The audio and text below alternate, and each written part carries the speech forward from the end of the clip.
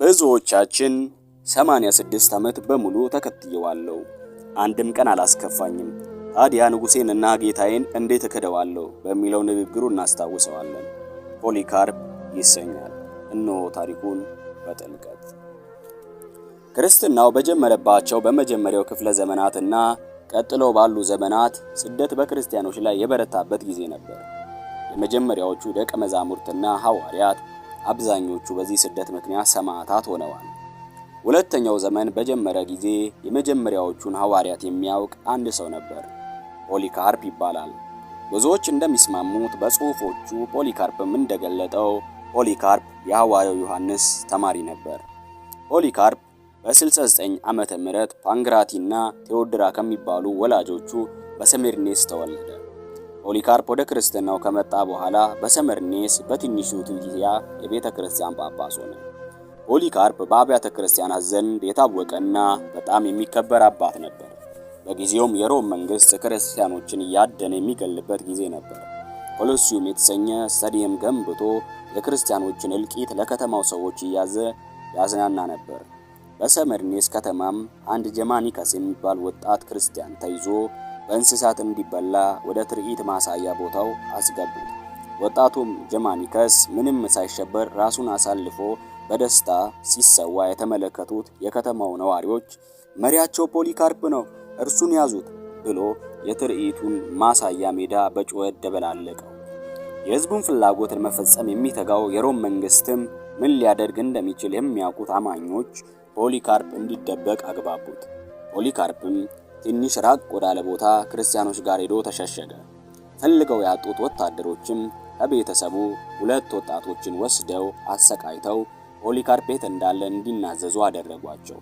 በዚያም ምሽት ፖሊካርፕ አንድ ራእይ አይቶ በዚያ ላሉት ወዳጆቹ ይነግራቸው ነበር።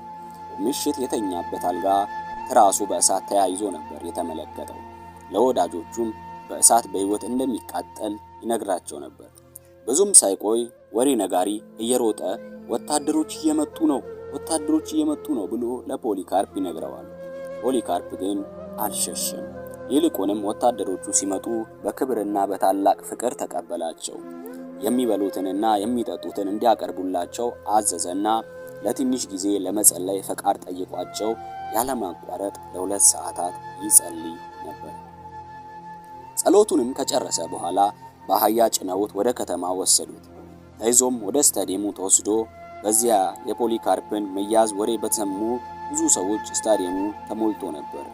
አገረ ገዥም ፖሊካርፕ መሆኑን ካረጋገጠ በኋላ ለክርስቲያኖች ይቀርብ የነበረውን መደበኛ ጥያቄ ለፖሊካርፕም አቀረበለት። ንስሐ ግባ፣ ለቄሳር ስገድ አለው። ፖሊካርፕም በስታዲየም ውስጥ የተሰበሰበውን ሰው ቀና ብሎ አየና እምቢ አለ። በዚያን ጊዜ አገረ ገዢውን በቁጣ ኢየሱስን ካድና በነጻ ለቅሃለሁ ይለዋል። ፖሊካርፕም እንዲህ ሲል መለሰለት፣ 86 ዓመት በሙሉ አገልግየዋለሁ። አንድም ቀን ክፉ ነገር አላደረገብኝም። ጌታዬን እንዴት ብዬ ንጉሴን አዳኜን እሰድበዋለሁ? አገረ ገዢውን በቁጣ እኔ የዱር እንስሳት አሉኝ፣ ሐሳብህን ቀይረ የማትመለስ ከሆነ ለነርሱ ነው የምወረውር ይለዋል። ፖሊካርፕም በምላሹ ጥራቸው ይለዋል። ከዚያም አገረ ገዢው አንተንማ በእሳት ነው የማቃጥል ይለዋል። ፖሊካርፕም እንዲህ በማለት መለሰለት፣ አንተ ለጥቂት ሰዓታት በሚነድ እሳት ታስፈራራኛለህ፣ መልሶ በሚጠፋ ግን የማታውቀው ለኃጢአተኞችና በኢየሱስ ለማያምኑ የማይጠፋና ዘላለማዊ የሚነድ እሳት ተዘጋጅቷል። ምን ትጠብቃለህ? የምትፈልገውን አምጣ በማለት ይመልስለታል። ከዚያም አገረ ገዢው በእሳት ተቃጥሎ እንዲሞት ይፈርድበታል። ፖሊካርፕም ወደ ተረበረበው የደመራ እንጨት አስገቡት። እንዳይንቀሳቀስ እጆቹን በሚስማር ሊጠርቁ ሲሉ ፖሊካርፕ ግን እንዲህ አለ፣ እሳቱን እንድቀበል ትዕግስቱን የሰጠኝ ጌታ ያለ እናንተ እርዳታ እንዳልታገልም እርዳታ ያደርግልኛል አለ። እንጨቱ ከግንድ ጋር እጁ ከታሰረ በኋላ እሳት ለኮሱ። እሳቱ ግን ፖሊካርፕም አያቃጥለውም ነበር። ያንን የተመለከተ ወታደር ፖሊካርፕን በጦር ወጋው። ደሙም እየፈሰሰ እሳቱን አጠፋው።